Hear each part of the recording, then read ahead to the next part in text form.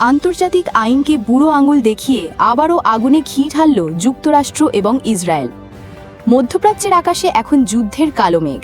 ইরানের উপর একের পর এক আক্রমণ, বোমা, মিসাইল, ধ্বংস আর প্রতিশোধের আগুন।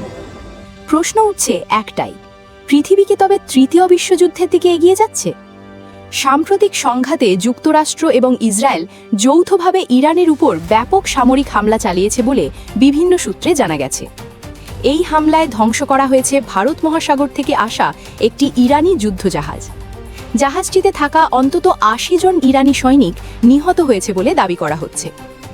একই সঙ্গে ইরানের বিভিন্ন গুরুত্বপূর্ণ স্থাপনা লক্ষ্য করে চালানো হয়েছে মুহুর্মুহু মিসাইল হামলা।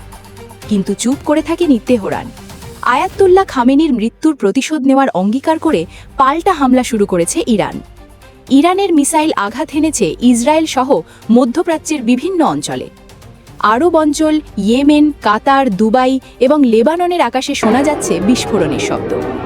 ইরানের পক্ষ থেকে স্পষ্ট বার্তা, এই যুদ্ধ আমরা জিতব, মধ্যপ্রাচ্যে মার্কিন আধিপত্য আর চলবে না।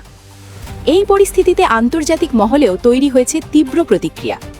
তুরস্কের প্রেসিডেন্ট রিসেপ তাইয়েব এরদোয়ান বলেছেন, ইরানের উপর যুক্তরাষ্ট্র ও ইসরায়েলের হামলা সম্পূর্ণ অবৈধ এবং আন্তর্জাতিক আইনের পরিপন্থী। একই সুরে কথা বলেছে চীন ও রাশিয়া।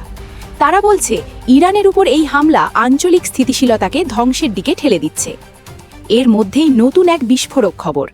উত্তর কোরিয়ার নেতা কিম জং উন ইঙ্গিত দিয়েছেন, প্রয়োজনে তিনি এই যুদ্ধে অংশ নিতে প্রস্তুত। অন্যদিকে মধ্যপ্রাচ্যের আকাশে যুদ্ধ প্রস্তুতি বাড়িয়েছে পশ্চিমা শক্তি। সংযুক্ত আরব আমিরাত এবং কাতারে মোতায়েন করা হয়েছে ফ্রান্সের অত্যাধুনিক রাফায়েল যুদ্ধবিমান।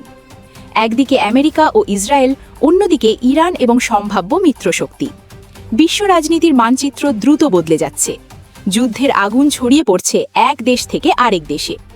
বিশ্লেষকেরা বলছেন, এই সংঘাত যদি দ্রুত থামানো না যায় তাহলে তার রূপ নিতে পারে মানব ইতিহাসের সবচেয়ে ভয়াবহ সংঘাতের। তাহলে কি সত্যি শুরু হয়ে যাচ্ছে তৃতীয় বিশ্বযুদ্ধ, নাকি কূটনীতির টেবিলেই থামবে এই আগুন? উত্তরটা এখনও অজানা, কিন্তু পুরো পৃথিবী আজ তাকিয়ে আছে মধ্যপ্রাচ্যের দিকে।